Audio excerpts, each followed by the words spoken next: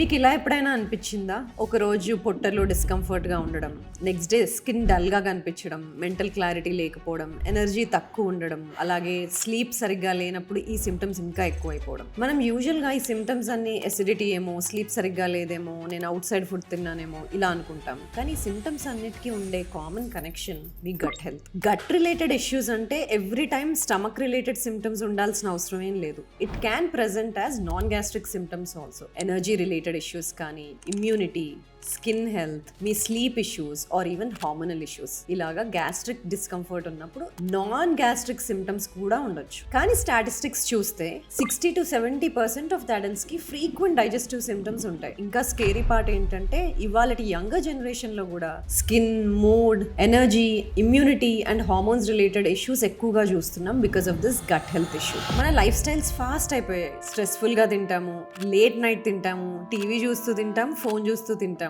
Even late nights awake గా ఉంటాం, బాడీని కన్ఫ్యూజ్ చేసేస్తాం. ప్రాబ్లం ఏంటంటే సిమ్టమ్స్ అన్ని వచ్చాక రియాక్ట్ అవుతాం, కానీ గట్ హెల్త్ సైలెంట్ గా మనకు కొన్ని సిగ్నల్స్ ఆల్రెడీ ఇస్తూ ఉంటుంది. ఐఎమ్ డాక్టర్ సమతాతుల్లా, యువర్ లాంజివిటీ ఫిజిషియన్. ఇవాళ వీడియోలో గట్ హెల్త్ అంటే ఏంటి, అసలు ఎందుకు అన్హెల్దీ అవుతుంది, దానివల్ల వచ్చే డైజెస్టివ్ సిమ్టమ్స్ ఏంటి, నాన్ డైజెస్టివ్ సిమ్టమ్స్ ఏంటి, వీటిని ఎలా హ్యాండిల్ చేయాలి, ఏజ్ అవుతూ ఉంటే గట్ హెల్త్ ని ఎలా హెల్తీగా పెట్టుకోవాలి. ఈ వీడియో ఎండ్ వరకు మీరు చూస్తే గట్ హెల్త్ ఎందుకు one of the important root causes మీకు అర్థమవుతుంది. అలాగే గట్ హెల్త్ ని ఎలా ప్రొటెక్ట్ చేసుకోవాలి, ఎర్లీ వార్నింగ్ సిమ్టమ్స్ ని ఎలా ఐడెంటిఫై చేయాలో మీకు అర్థమవుతుంది.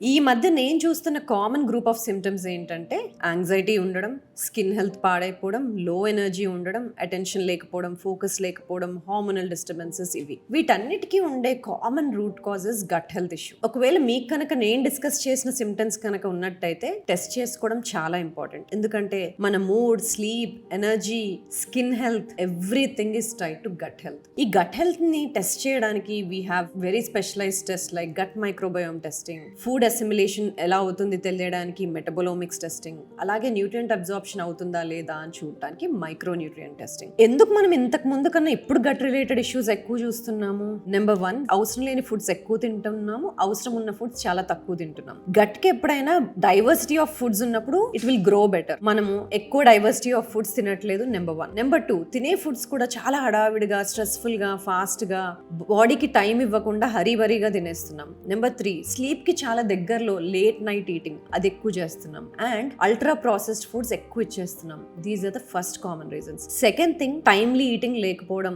డైజెస్టివ్ సిస్టమ్ మన స్లీప్ కి చాలా సెన్సిటివ్ ఉంటుంది. సో మన స్లీప్ టైమింగ్స్, మన డైజెషన్ రెండు అలైన్డ్ గా ఉండాలి. ఎవరైతే లేట్ నైట్ తింటారో, స్లీప్ టైం కన్సిస్టెంట్ గా ఉండదో, వీళ్ళలోనే ఇష్యూస్ ఎక్కువ చూస్తూ ఉంటాం. నెంబర్ 3, మెడికేషన్స్ ఎక్కువ తీసుకునే వాళ్ళు, antibiotics, pain killers, acid suppressants, ఇవి ఎక్కువ తీసుకునే వాళ్ళలో long term gastric related issues చూస్తాం.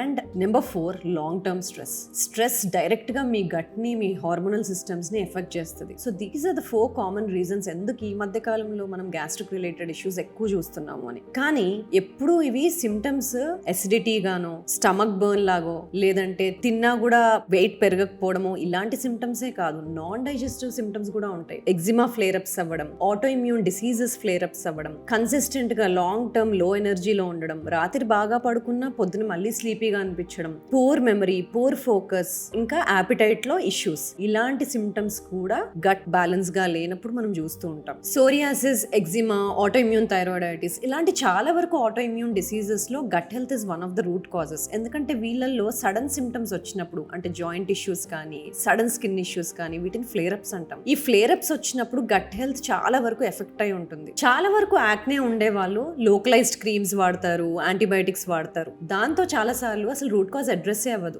ముఖ్యంగా మనం కరెక్ట్ చేయాల్సింది గట్ హెల్త్. ఎప్పుడైతే కంటిన్యూస్గా అల్ట్రా ప్రాసెస్డ్ ఫుడ్స్ కానీ, ఇన్ఫ్లమేటరీ ఫుడ్స్ కానీ గట్కి కంటిన్యూస్గా వస్తూ ఉంటాయో, గట్ ఎప్పుడు బ్యాలెన్స్ అవ్వదు. అది బ్యాలెన్స్ అవ్వనంత వరకు ఇలాంటి స్కిన్ రిలేటెడ్ ఇష్యూస్ మళ్ళీ వస్తూనే ఉంటాయి, లైక్ యాక్నే ఆల్సో. అలాగే చాలా వరకు ఆటో ఇమ్యూన్ ఆర్థరైటిస్ ఉన్న వాళ్ళు కూడా గట్ డిస్టర్బెన్సెస్ ఎక్కువ ఉన్నప్పుడు ఆటో ఇమ్యూన్ ఫ్లేర్ అప్స్ కూడా ఎక్కువ చూస్తూ ఉంటారు. సివియర్ జాయింట్ పెయిన్స్ వచ్చినప్పుడు చాలా సార్లు అది ఓన్లీ వెదర్ చేంజ్ అందుకనే స్పైక్ అయింది అనుకుంటారు, కానీ stress and gut are very closely related. వాళ్ళ gut gut issues flare up అయినప్పుడు, అలాగే స్ట్రెస్ ఫ్లేర్ అప్ అయినప్పుడు కూడా ఆటో ఇమ్యూన్ ఫ్లేర్ అప్స్ అంటే జాయింట్ ఇష్యూస్ గానీ స్కిన్ ఇష్యూస్ గానీ ఎక్కువ చూస్తూ ఉంటారు. Imagine your body like a tree. ఈ గట్ అనేది ఒక రూట్, దాని నుండి వచ్చే బ్రాంచెస్ కుడ్ బి మీ హార్మోనల్ సిస్టమ్స్, మీ ఇమ్యూనిటీ సిస్టమ్స్, అలాగే ఎనర్జీ ప్రొడక్షన్ సిస్టమ్స్ కూడా. ఎప్పుడైతే ఈ 3 బ్రాంచెస్ లో ప్రాబ్లం ఉంటాయో మీ లీవ్స్ అంటే ఎనర్జీ గానీ, మూడ్ గానీ, స్కిన్ గానీ, అలాగే మీ హార్మోన్స్ కానీ అవన్నీ డిఫరెంట్ గా ప్రెజెంట్ చేస్తాయి. సో ఎప్పుడైతే ఈ లీవ్స్ హెల్దీగా లేవో that means route is unhealthy. అంటే మనం ఈ బ్రాంచెస్ ని కరెక్ట్ చేసుకోవాలి. సో ఎప్పుడైతే గట్ బ్యాలెన్స్డ్ గా ఉంటుందో, ఈ గుడ్ అండ్ బ్యాడ్ బ్యాక్టీరియా మధ్యలో బ్యాలెన్స్ కరెక్ట్ గా ఉంటుందో, ఎప్పుడైతే దాన్ని మనం హెల్దీగా పెడతామో యువర్ ఎనర్జీ గానీ, మూడ్ గానీ, అలాగే స్కిన్ గానీ, హార్మోన్ సిస్టమ్స్ కానీ, మన ఆకలి కానీ ఇవన్నీ కంట్రోల్డ్ గా ఉంటాయి. సో ఇలాంటి సిమ్టమ్స్ అన్నీ ఉన్నప్పుడు గట్ హెల్త్ ఎఫెక్ట్ అయినప్పుడు it can present in your immunity కానీ, మీ హార్మోన్స్ కానీ, మీ ఎనర్జీ కానీ, ఆర్ యువర్ ఆటోఇమ్యూన్ డిసీజెస్ కానీ. సో ఇలాంటి డిఫరెంట్ ప్రెజెంటేషన్స్ ఉన్నప్పుడు కామన్ టెస్ట్ చేస్తే సరిపోదు. అప్పుడు కొంచెం మనం సెలెక్టివ్ టెస్టింగ్ చేయాలి. అది గట్ మైక్రోబయోమ్ టెస్టింగ్ అయి ఉండొచ్చు, లేకపోతే మీ మెటబాలిజం మార్కర్స్ అయి ఉండొచ్చు. అంటే బ్లడ్ లో, యూరిన్ లో మిగిలిపోయే బై ప్రోడక్ట్స్ బట్టి ఏం జరుగుతుంది ఈ పాత్వేస్ లో అసెస్ చేయొచ్చు. అలాగే ఇంకొన్ని selective testings like pepsinogen levels కానీ, ఆటో ఇమ్యూనిటీ టెస్ట్ చేయడానికి స్పెషల్ టెస్ట్ కానీ ఇలాంటివి చేయాల్సి వస్తుంది. అలాగే లీకీ గట్ ఉందా లేదా అని తెలుసుకునే మార్కర్స్ కానీ ఇలాంటి స్పెషలైజ్ టెస్ట్ చేసినప్పుడు we can address the problem. ఎందుకంటే అందరికీ సేమ్ ఇష్యూ ఉండదు. కొంతమందిలో ఎంజైమ్ ప్రొడక్షన్ తక్కువ అయిపోయి ఉండొచ్చు, కొంతమందిలో స్టమక్ యాసిడ్ ప్రొడక్షన్ తక్కువ అయిపోయి ఉండొచ్చు, కొంతమందిలో లీకీ గట్ అయి ఉండొచ్చు, కొంతమందిలో గట్ మైక్రోబయోమ్ లో ఇంబ్యాలెన్స్ అయి ఉండొచ్చు. సో డిఫరెంట్ రీజన్స్ ఉంటాయి కాబట్టి one size fits all solution ఇక్కడ ఉండదు. పర్సనలైజ్ చేయాలి, వాళ్ళ గట్ ఇష్యూస్ కరెక్ట్ చేయాలి అంటే ఏ ప్రాబ్లం ఉందో తెలుసుకొని దాన్ని బట్టి సెలెక్టివ్ టెస్టింగ్ చేయాల్సి వస్తుంది. గట్ హెల్త్ ఇష్యూస్ అనగానే అందరూ ఒక ప్రీబయోటికో ప్రోబయోటికో అలా ర్యాండమ్ గా కొనుక్కొని వేసేసుకుంటారు. కానీ అసలు గట్ కరెక్ట్ గా పనిచేయాలి అంటే ఏమవ్వాలి? మనం స్లోగా చూ చేయాలి, స్లోగా స్వాలో చేయాలి, ఆ డైజెషన్ అయ్యేంత టైం బాడీకి ఇవ్వాలి. కానీ ఈ మధ్య స్ట్రెస్ఫుల్ ఈటింగ్ వలన, హడావిడిగా తినేయడం వలన ఈ ప్రాసెసెస్ అన్ని సరిగ్గా జరగట్లేదు. స్టమక్ లో కరెక్ట్ యాసిడ్ రిలీజ్ అవ్వట్లేదు, ఎంజైమ్ ప్రొడక్షన్ సరిగ్గా అవ్వట్లేదు, అలాగే మొటిలిటీ అంటే movement of the digestive system సరిగ్గా ఉండట్లేదు. అది ఎప్పుడైతే ఇంకా స్ట్రెస్ఫుల్ గా తింటామో, కాన్షియస్ గా తినమో, హడావిడిగా తినేస్తామో, అలాంటప్పుడు ఈ స్టమక్ యాసిడ్ సరిగ్గా రిలీజ్ అవ్వకపోవడం, ఎంజైమ్ సరిగ్గా ప్రొడ్యూస్ అవ్వకపోవడం, గట్ ప్రాపర్ గా మూవ్ అవ్వకపోవడం, అలాగే వేగస్ నర్వ్ అంటే డైజెస్టివ్ ప్రాసెస్ కి ఇన్ఛార్జ్ ఉండే నర్వస్ సిస్టమ్ సరిగ్గా పనిచేయకపోవడం వల్ల కంప్లీట్ డైజెషన్ అవ్వదు. అలాగే digestive system is very sensitive to sleep. మనము లేట్ నైట్ ఈటింగ్ వల్ల అసలు బాడీ కన్ఫ్యూజ్డ్ గా ఉన్నప్పుడు, ఎప్పుడు తింటున్నారు వీళ్ళు ఎప్పుడు పడుకుంటున్నారు అనే కన్ఫ్యూజన్ ఉన్నప్పుడు కూడా డైజెషన్ అండ్ బాడీ రిపేర్ రెండూ సరిగ్గా అవ్వవు. ఇలా అవ్వనప్పుడు గట్ రిపేర్ కూడా సరిగ్గా అవ్వదు. సో అలాగా స్లోగా గట్ రిపేర్ స్లో డౌన్ అయిపోయి ఇన్ఫ్లమేషన్ రావడం స్టార్ట్ అయిపోతుంది. అంటే గట్ థ్రెటన్ గా ఫీల్ అవుతుంది. సో ఇలాంటి కంటిన్యూస్ స్ట్రెస్ఫుల్ ఈటింగ్ వల్ల, లేట్ నైట్ ఈటింగ్ వల్ల, ఆర్ పూర్ స్లీప్ వల్ల మనకి రిస్క్ ఆఫ్ ఆటోఇమ్యూన్ డిసీజెస్ కానీ, అదర్ డైజెస్టివ్ డిజార్డర్స్ కి రిస్క్ కానీ ఎక్కువ పెరిగిపోతాయి. అలాగే one of the important things, కొంతమంది ఎప్పుడు only 4 to 5 common foods and vegetables, or sometimes no vegetables, some times అసలు ఫ్రూట్సే తినరు. ఇలాంటి డైవర్సిటీ లేనప్పుడు మన గట్ లో trillions of bacteria, fungi, viruses grow అవుతూ ఉంటాయి. వాటన్నిటికీ డిఫరెంట్ కైండ్స్ ఆఫ్ ఫుడ్స్ మీద డిపెండ్ అయి ఉంటాయి. కొన్నిటికి వెజిటబుల్స్ కావాలి, కొన్నిటికి ఫ్రూట్స్ కావాలి, కొన్నిటికి డిఫరెంట్ టైప్స్ ఆఫ్ దాల్స్ కావాలి. మనం అలా రొటేట్ చేసి డిఫరెంట్ డైవర్స్ ఫుడ్స్ ఇవ్వనప్పుడు కూడా మన గట్ డైవర్సిటీ అనేది సరిగ్గా ఉండదు. అంతెందుకు మేము టెస్ట్ చేసే చాలా మందిలో గట్ డైవర్సిటీ ఇండెక్స్ స్కోర్స్ చాలా తక్కువ ఉంటాయి. అది చూసే చెప్పొచ్చు వాళ్ళు డైవర్స్ ఫుడ్స్ తినట్లేదు, ఓన్లీ కొన్ని టైప్స్ ఆఫ్ ఫుడ్స్ తింటున్నారు అని. So one of the most important causes also being అందరూ డైవర్స్ ఫుడ్స్ తినకపోవడం. And next very important thing, నేను 20s 30s లో ఉన్నప్పుడు ఏ తిన్నా రాళ్ళు తిన్నా కరిగిపోయేవి, ఇప్పుడు ఏమీ అవ్వట్లేదు అంటారు. This is truth. మనం ఏజ్ అవుతున్నప్పుడు 40s 50s కి వెళ్తున్నప్పుడు డైజెస్టివ్ ప్రాసెసెస్ స్లో డౌన్ అవుతాయి. స్టమక్ యాసిడ్ ప్రొడక్షన్ తగ్గుతుంది, ఎంజైమ్ ప్రొడక్షన్ తగ్గుతుంది, పాన్క్రియాస్ లో ఎంజైమ్ ప్రొడక్షన్ కూడా తగ్గుతుంది, గట్ మొటిలిటీ కూడా తగ్గుతుంది, దాంతో పాటు మైక్రోబయోమ్ డైవర్సిటీ కూడా తగ్గుతాయి. ఇలాంటి ఛాన్సెస్ ఉంటాయి కాబట్టి మనం గట్ హెల్త్ ని 20s లో ఉన్నప్పుడు, 30s లో ఉన్నప్పుడు బాగా చూసుకోవాలి. సో దట్ అది 50s లో ఉన్నప్పుడు మనల్ని బాగా చూసుకుంటుంది. సో 20s 30s లో డైవర్స్ ఫుడ్స్ ఇవ్వడము, ఎంజైమ్స్ ని యాక్టివ్ గా పెట్టుకోవడం, స్టమక్ యాసిడ్స్ ని యాక్టివ్ గా పెట్టుకోవడం ఇంపార్టెంట్. అందుకని స్టే అవే ఫ్రమ్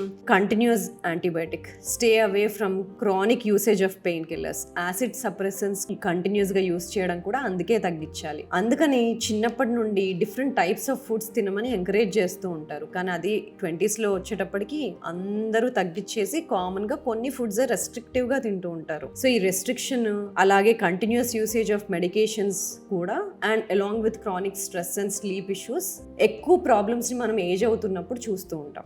మనం ప్రాపర్ గా కన్సిస్టెంట్ గా రెగ్యులర్ టైమింగ్స్ లో పడుకున్నప్పుడు బాడీకి కరెక్ట్ సిగ్నల్స్ వస్తాయి. అప్పుడే మన ఆకలి కంట్రోల్లో ఉంటది, హార్మోన్ సిస్టమ్స్ అన్ని కంట్రోల్లో ఉంటాయి, స్ట్రెస్ హార్మోన్స్ కూడా, అలాంగ్ విత్ దట్ డైజెషన్ కూడా. ఎవరికైతే రెగ్యులర్ స్లీప్ ప్రోటోకాల్ ఉండదో, రెగ్యులర్ టైమ్స్ కి పడుకోవడం లేవడం ఉండదో, బాడీ కన్ఫ్యూజ్డ్ గా ఉండి రిపేర్ అవ్వాల్సిన టైంలో రిపేర్ అవ్వకపోవడము, నెక్స్ట్ డే మార్నింగ్ యాపిటైట్ ఎక్కువగా ఉండడము, మూడీగా ఉండడం, బ్రెయిన్ ఫాగ్ ఉండడం, ఇవన్నీ చూస్తూ ఉంటాం. సో ఎనర్జీ మూడ్ కరెక్ట్ గా ఉండాలి, యాపిటైట్ సిగ్నల్స్ కరెక్ట్ గా బాడీకి రావాలి అంటే అది నైట్ టైమ్స్ రిపేర్ కరెక్ట్ గా అవ్వాలి. దట్ ఆ రిపేర్ గట్ లో అవ్వచ్చు, హార్మోన్స్ లో అవ్వచ్చు, మన బ్రెయిన్ లో అవ్వచ్చు, మన అన్ని డీటాక్స్ సిస్టమ్స్ లో అవ్వచ్చు. అంతెందుకు స్టడీస్ లో కూడా ఎవరైతే కంటిన్యూస్ గా స్లీప్ టైమ్స్ తగ్గిపోయిన వాళ్ళు కానీ ఇన్కన్సిస్టెన్స్ గా పడుకునే వాళ్ళ గట్స్ కనుక చూసినట్లయితే వాళ్ళ గట్ లో ఇన్ఫ్లమేషన్ ఎక్కువగా ఉంటది, అలాగే వాళ్ళ గట్ డైవర్సిటీ కూడా చాలా తక్కువగా ఉంటది. వీళ్ళల్లోనే ప్రొపెన్సిటీ అంటే రిస్క్ ఆఫ్ డిసీజెస్ కూడా ఎక్కువ, లైక్ ప్రీ డయాబెటీస్ కానీ, కొలెస్ట్రాల్స్ రెగ్యులేట్ అవ్వకపోవడం కానీ,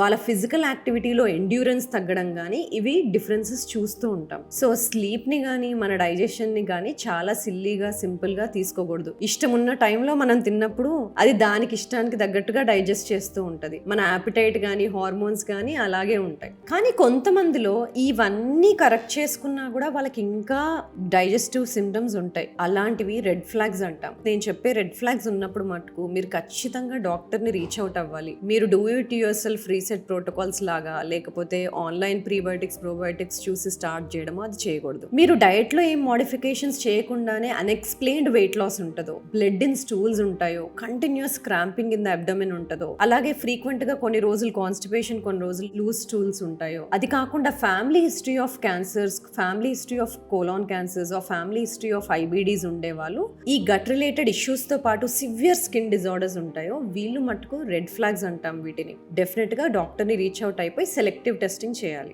ఎవరికైతే అసలు ఫైబర్ రెగ్యులర్ గా తీసుకునే అలవాటు, ప్రోటీన్ ప్రాపర్ గా తీసుకునే అలవాటు లేని వాళ్ళు సడన్ గా బాడీకి ఎక్కువ ఫైబర్ ఎక్కువ ప్రోటీన్ ఇచ్చేసినప్పుడు బాడీ కాంట్ హ్యాండిల్ ఇట్. వాళ్ళకి వెంటనే లూజ్ స్టూల్స్ అయిపోవడం కానీ, వెంటనే వామిటింగ్స్ అయిపోవడం కానీ జరుగుతాయి. సో ఎప్పుడైనా ఇంట్రడ్యూస్ చేసినప్పుడు ఫైబర్ కానీ ప్రోటీన్ కానీ జాగ్రత్తగా స్మాలర్ క్వాంటిటీస్ లో ఇంట్రడ్యూస్ చేయాలి. మనం గట్ హెల్త్ అన్నప్పుడు మిస్ అవ్వకుండా డిస్కస్ చేయాల్సిన 2 ఇంపార్టెంట్ కండిషన్స్. ఒకటి ఐబిఎస్, ఐబిడి. ఈ రెండింటి మధ్యలో చాలా మంది కన్ఫ్యూజ్ అయిపోయి సెల్ఫ్ డయాగ్నోస్ చేసుకుంటూ ఉంటారు. When you are in doubt always reach out to a doctor. ఎప్పుడైతే మీకు కడుపు నొప్పితో పాటు లూజ్ స్టూల్స్ అవుతాయో ఆర్ ఓన్లీ కడుపు నొప్పి రెగ్యులర్ గా ఉంటూ ఉంటుందో, most of the times functional disorder అంటాం. This could be IBS. కానీ ఐబిడి ఉన్నప్పుడు మటుకు గ్యాస్ట్రిక్ లైనింగ్ లో అంటే మీకు స్మాల్ ఇంటెస్టైన్, లార్జ్ ఇంటెస్టైన్ లో మేజర్ మ్యూకోజల్ చేంజెస్ అంటే మేజర్ చేంజెస్ అక్కడ జరుగుతూ ఉంటాయి. దానివల్ల మీకు కాన్స్టిపేషన్ ఉండొచ్చు, లూజ్ స్టూల్స్ ఉండొచ్చు, కడుపు నొప్పి ఉండొచ్చు, బ్లడ్ ఇన్ స్టూల్స్ ఉండొచ్చు, ఆర్ పస్ ఇన్ స్టూల్స్ కూడా ఉండొచ్చు. సో దీనికి మటుకు definitely you will need further testing like a colonoscopy. So మీరు వెయిట్ లాస్ అవుతూ ఉన్నా,